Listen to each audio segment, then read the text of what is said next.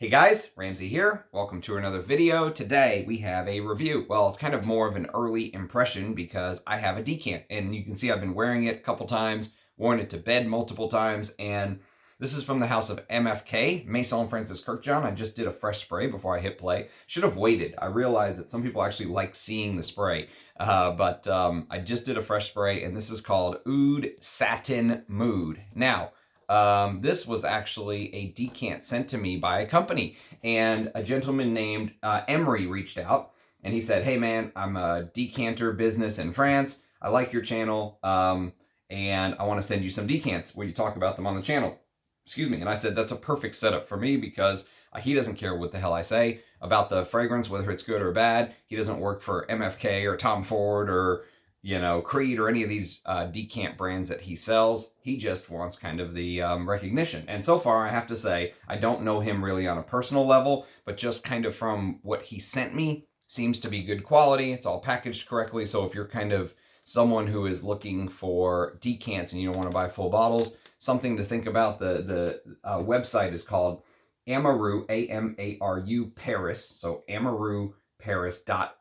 I'll leave it in the description of the video as well.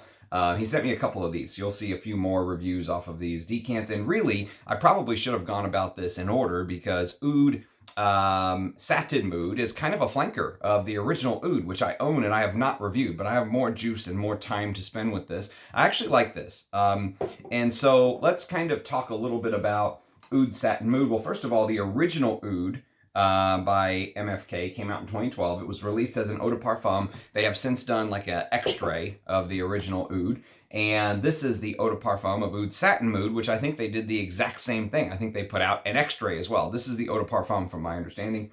It actually doesn't say it on here, but I think when I picked it out, it was the eau de parfum. So this came out in 2015, so 3 years later, and Parfumo describes it as a sweet floral fragrance, and we'll talk a little bit about that. But it's funny because almost everybody, when I start talking about these Western oud fragrances, they're like, is it shite? And no, I don't think it's shite. So if you're wondering if I despise this, no, I actually don't. I actually like it for what it is. Now, you have to remember, you have to put everything into perspective. I don't think it's fair to compare this to Agar Aura or, Ensar Oud or Rising Phoenix or Rouge L'Adore. You just, those artisanal oud houses where the owner of the brand is distilling his own oud and all that stuff. It's going to be a completely different experience from a LVMH brand, okay? It's just the way it is. Now, that doesn't mean there's not real oud in here, but the way I've kind of come to describe this, the way I've settled on describing it, is Western oud. And Western oud has that scent profile where the oud accord feels like it's made up of things like patchouli, cypriol, that kind of thing, and they're creating this oud accord, so it gives it that earthy, woody type effect. And it, as the oud ingredients have gotten better, black oud and all these different types of oud ingredients from the oil houses, I think that the oud experience is something that they think it's getting better and better as time goes on, but in reality, to me, they just all smell like Western ouds. I get very little difference from smelling something like Jacques Bogart. There's a Jacques Bogart oud fragrance, one man show oud, and it's like $20, and the oud accord in there smells very similar to me to some of these niche houses that spend, you have to pay hundreds for, and I don't think this is very cheap. I should have looked up let's see, Maison, Francis, my God, Kurkdjian, Oud Satin Mood. So interestingly enough, the eclipse was today in Texas. And so today is Monday, April the 8th. It was also tax day for me, so it was like a double whammy. But I was outside, and my neighbor came outside. We both had our eclipse glasses on. And he was like, hey man, you smell good. So kind of a compliment. But he was like, what is that? And I was like, it's Maison Francis Kurkdjian Oud Satin Mood. And he was like, what? So I was like, don't worry about it, man. So it's $310 from Neiman Marcus for, I'm guessing that's 100 mils. It must be 100. No, I'm sorry. Maison Francis Kurkdjian does not do 100 ml bottles. He does 70 ml bottles because he's special and unique. Yes, 70 mils. So that's kind of how his bottles come. So for 70 mils, 310, that's a lot. I will say that's a lot. So maybe the decant makes sense in a situation like this, but I don't think it's shite. But like I said, you really have to take into account a couple of things. You have to take into account the taste of your reviewer. I've said this before, and I'll say it again. You really have to know your reviewer's taste that you're listening to, because I've heard reviewers hype some shit that when I smells absolutely horrendous to me. But they absolutely love it. I don't think they're lying. I just think their tastes are much different. Where our tastes are not aligned in those situations. So for me, you have to understand that I like these type of Western oud fragrances. I always have. It's just the way it is. Even from the original M7 to the M7 Oud Absolute to the Tom Ford Oud Wood to the Versace Pour Homme Oud Noir. I like wearing that stuff. I just do. I can't get around it. And this, to me, falls into that category. It's kind of the luxury, nouveau rich version of that, but it's in that same Western oud category. So I think the best way to describe Oud Satin Mood, literally on the website for MFK, it doesn't really say very much about it, to be honest with you. There isn't very much information on the fragrance itself. But he gives a write-up on the violet flower, which is interesting. Despite its readily identifiable and popular perfume, the violet is a mute flower, as it is impossible to extract its perfume naturally. Only the leaves and stems can be used for extraction. So they go on to talking a little bit about violet and ionones and all that stuff. But really, his website makes one... here actually is a quick write-up. I'll read this in a second, but it makes one comparison. It calls it a variation on oud, the original oud. And I think that's a fair description, in my opinion. I think it's a fair description because the Oud Accord smells very similar, but it's almost like a microcosm of that Oud Accord. I'll try to describe it better here in a minute, but here's what the inspiration for Oud Satin Mood was, according to MFK. And by the way, there's a bunch of these, and many of them are discontinued. I didn't realize that, but there was like an Oud Silk Mood and all these different ones. I've never smelled any of them, so maybe that'll be a fun video down the road for me to get my nose on some of those. But it says, a free interpretation of oud wood, a rare and precious material. This Oud Satin Mood, Maison Francis Kurkdjian, Eau de Parfum, reflects the creator's desire to bring a shimmering facet to life. Wrap yourself in the woody, ambery scent to suspend time and lose yourself in the depth of here and now, transported by the finesse of violet accord. I'll agree with that. The oud wood from Laos bows down to the essence of rose from Bulgaria. My liege is made to be delicately worn on your skin like a rich fabric. To enjoy a moment of well-being and prolong the sillage of your fragrance, add these other oud. Okay, enough of that. We must stop right there. No more reading. So you can engrave your bottle on the MFK website for $30 extra. Okay, so like I said, the best way to really describe Oud Satin Mood to someone who's smelled the original oud is that it is truly a variation on the original oud.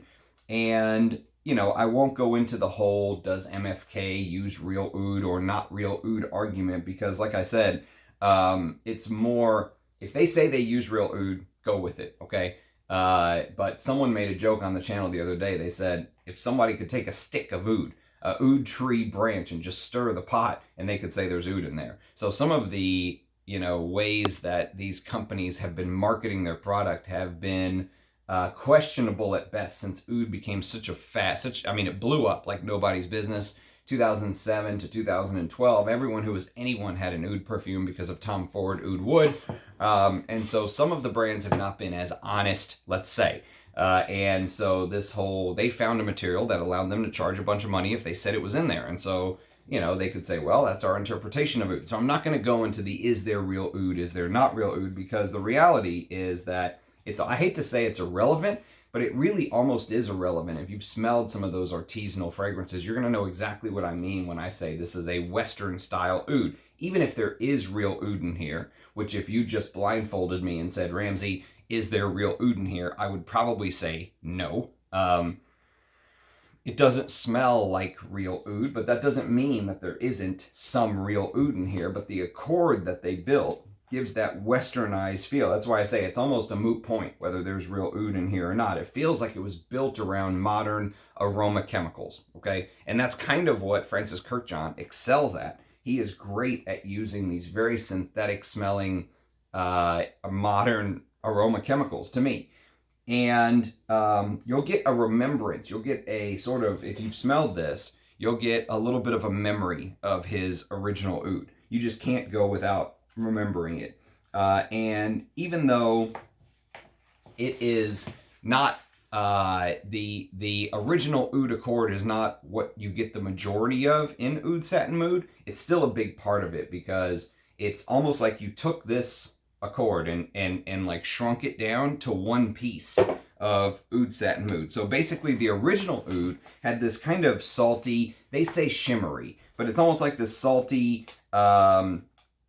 chemical saffron, sparkly, woody, very cedary. Okay, it's like a cedar woody smell in here, and it's tenacious. This is one of the most tenacious smelling fragrances that I've ever used. I mean, if any of it gets on anything other than skin. One time I sprayed some at my desk, and the paper was here that I do my notes on, and a little bit like dripped on the paper, and I swear I could smell it for months, literally months. I would sit down at my desk and I would be wearing a perfume and I could smell oud, the eau de parfum, through the fragrance that I was wearing. That's how tenacious some of these modern aroma chemicals are. And usually those are the amber woody type materials that everyone likes to give people a hard time for. You don't smell them as much in the artisanal houses. Usually they'll use bigger chunks of natural oud.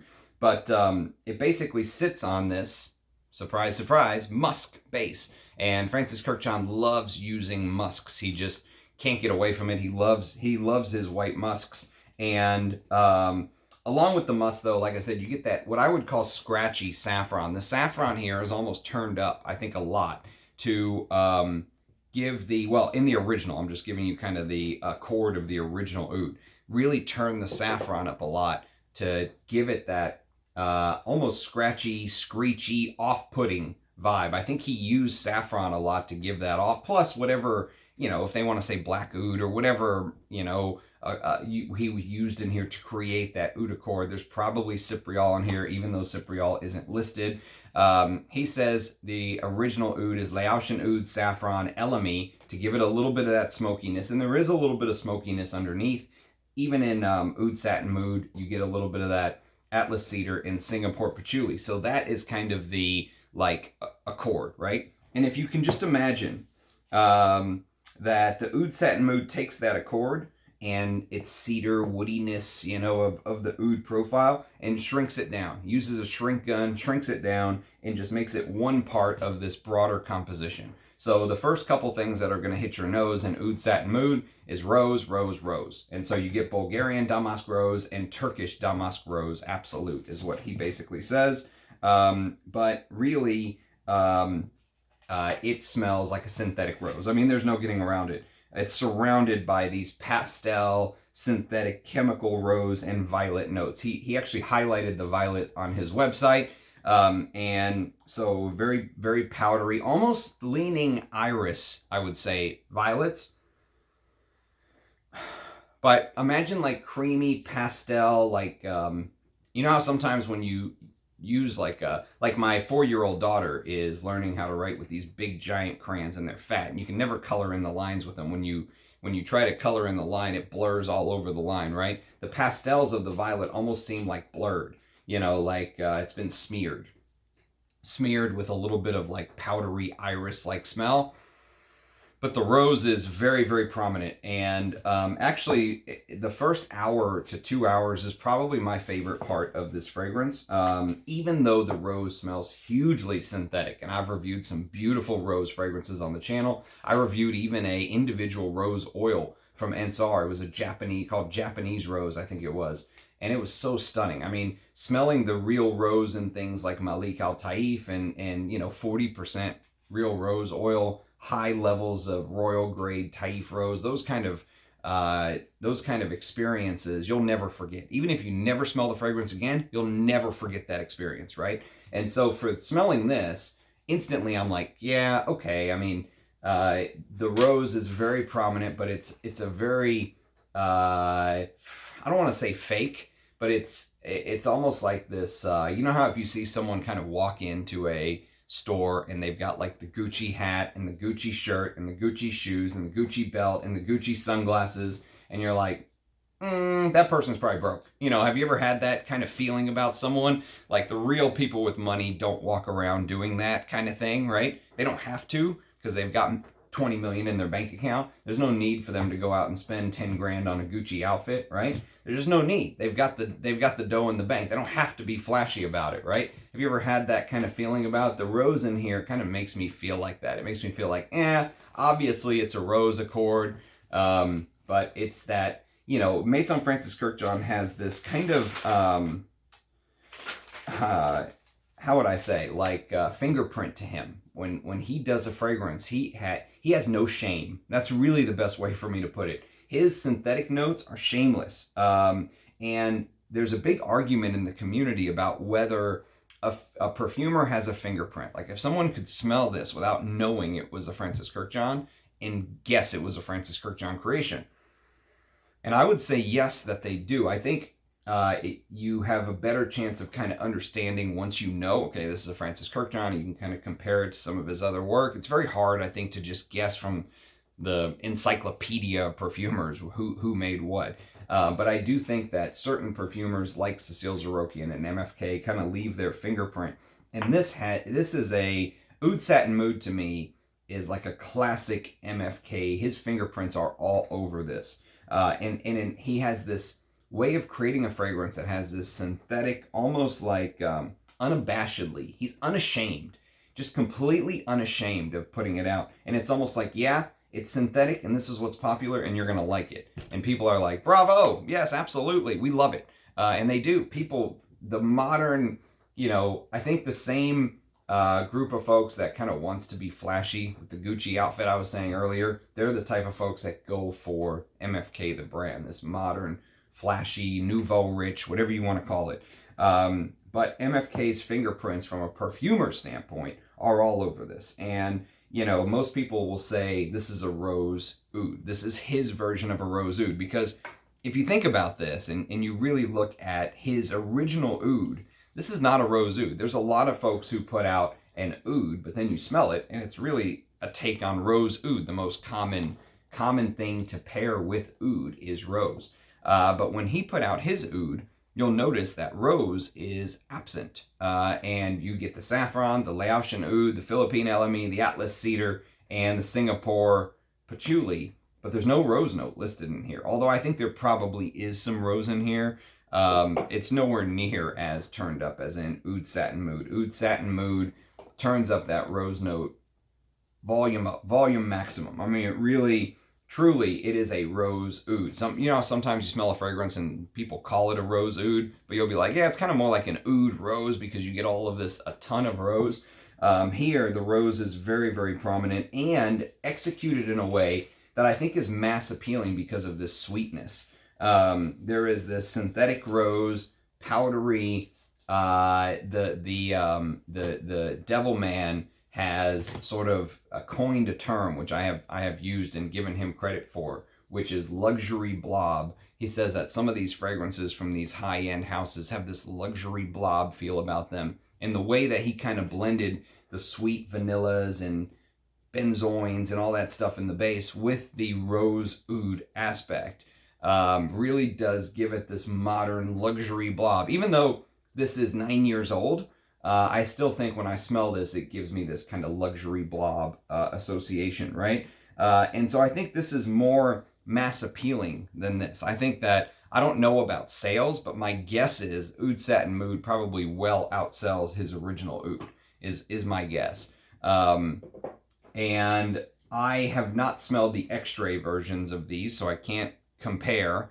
I only have the Eau de Parfum version, but it sits on that violety base. It kind of just melts into the base. And what happens is the oud here is also much more toned down. So when I said he took that accord that he built for his oud and then kind of shrunk it down to be an Oud Satin Mood, part of that shrinking process also, I think, took some of the oomph out. It took some of the punch out of the oud. And so you get just a tiny bit of animalics. You get even less animalics and less of an Oud Accord here. I mean, I still get it, but it's almost like Honey, I Shrunk the Kid. I mean, the Oud is way down there waving, trying to get someone's attention. You can almost step on it. It's just very small compared to how heavy he dosed up everything else, including that amber accord, which makes it feel like an Oriental. You know, it makes it feel more like an Oriental than the OG to me. And patchouli is absent in the note listing, although I would be shocked if there was no patchouli in here. I think there probably is some patchouli in here. I mean, I don't know what else could build that Oud Accord as much other than the patchouli, in my opinion, allegedly. So a great example of the fragrance, the way the fragrance feels today, is, you know, and this is the first this is the first time I've given it a full wear, but I've worn it multiple times to bed. But giving it the full wear was funny. Like I said earlier, I was out watching the eclipse, and I was kind of watching the way that the world looked when you don't have the glasses on, because the eclipse glasses on, if you're not familiar, I mean, they're so dark you can't like see your hand in front of your face. All you see is like the moon heading in front of the sun, and so you can see that, but you can't really see anything else. You can't walk around with those on, right? And so, but when you take them off, because obviously you just get bored staring at that one thing, you want to look around, even though how cool it is, the total eclipse and all that stuff, but when you take your glasses off and the sun starts getting kind of covered, there's that weird sort of contrast in the way that the day looks between bright, because obviously it's not night, but it's dark. It's like you kind of turn the colors down. You know how some days just feel so vibrant and bright and all the colors seem to be popping out at you, and usually that happens on like really sunny, beautiful days. It just feels like you're like singing Mr. Blue Sky to ELO, and everything is perfect and everything is vibrant and 3D and all that stuff, right? But when the eclipse is going, everything turns like hazy and dull. And this is where I start to have a problem with MFK's Oud Satin Mood, because the first hour or two, when it still has that synthetic, unabashedly synthetic rose just punching you in the face, and it has that Oud Accord, which is still, like I said, shrunk down, but there, you still get a little bit of the Oud Accord, but it's shrunk. But as the hours tick by, it starts to blend into this sort of hazy dull, kind of like the way that the world looks when the eclipse is happening. It's just kind of hazy and dull and quiet. And while I don't think this fragrance is quiet, I don't think that's fair, because I think a lot of I think there's probably a ton of ambroxan or something in here to give this fragrance throw. I think that's probably also what's giving that Oud Accord maybe a little bit of that salty vibe, the salty ambroxan thing that's really giving it the throw. And you probably add that with the ISOE Super Cedar thing going on. And I mean, this is a loud, people will smell you with these MFK fragrances. There's no doubt about it. But I don't like how it dries into that hazy, dull kind of ball of musks and ambers and sweet resins like vanilla and benzoin and stuff like that.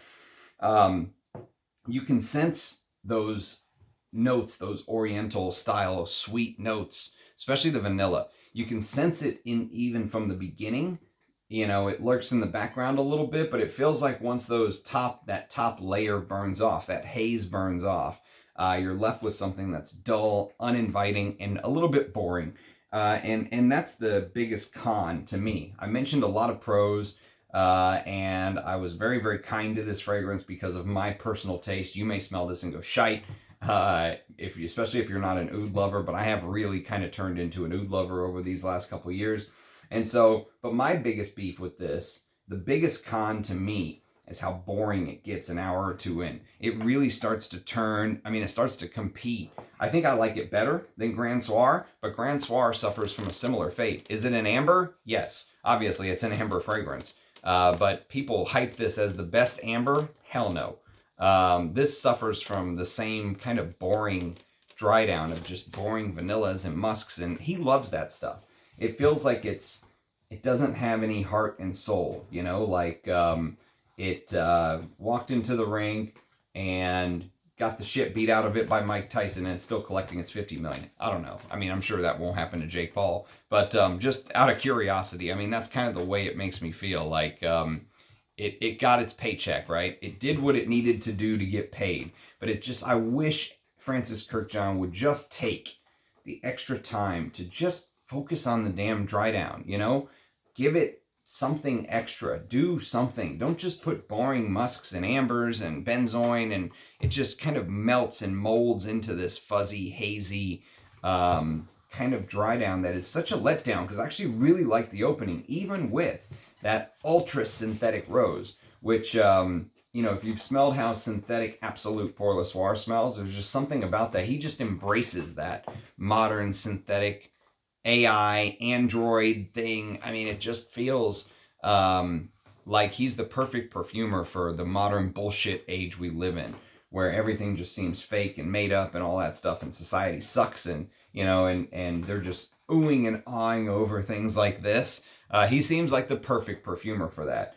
And part of it is the boring dry downs. People don't have the attention span nowadays to actually pay attention to a fragrance an hour or two in. So he's going, fuck it, I already got paid. What's the point of paying attention to the dry down? They've already smelled it and bought the damn thing after they went spray, sniff, yes, I'll take a bottle. In fact, give me two. That's kind of what it feels like to me. It just feels like, I don't want to say emotionless, because I think this could move somebody. I think that this has the potential to move somebody, but for a seasoned pro, okay, if you're a serious connoisseur of fragrances, this is not anything that you haven't smelled before. There's nothing that is going to probably blow you away. You'll definitely get that synthetic rose MFK, just unashamedly synthetic rose accord, and you'll get bits of the oud from the OG in here, like I said, but it'll dry down to a base that is just kind of boring. So for me, a decant is perfect, because I'll just spray this occasionally, enjoy the opening, go to bed, wake up, and actually wear something for real, probably as my scent of the day. Maybe I'll wear this one more time just to see, just out of curiosity, if my thoughts change on it, but I don't think they will. So, but that's why I call these early impressions, because I don't own a bottle of this. I don't have years of experience wearing this. This is kind of the first full wear that I have, but you can see I've given it a good amount of wears, just wearing it to bed and spraying it on today and stuff like that. So anyways, that is my thought on Oud Satin Mood by Maison Francis Kurkdjian, the Eau de Parfum from 2015. Thank you again to Emre from AmaruParis. I'll put the link in the description if you're in the market for decants. Like I said, I'm not going to sit up here and say it's the greatest decant brand of all time or decant site of all time, because I have no experience with him. But the one time he sent me 4 or 5 different samples to go through on the channel, but the experience was good. And we'll see. Maybe he'll send me some more after these are done. So the website's Amaru, AMARU Paris, PARIS. .fr, AmaruParis.fr, and he ships worldwide, by the way. So anyways, that's kind of my thoughts. So thanks again, Emre, for sharing. Thanks for watching, everyone. Cheers, guys, and I'll catch you next time. Bye-bye.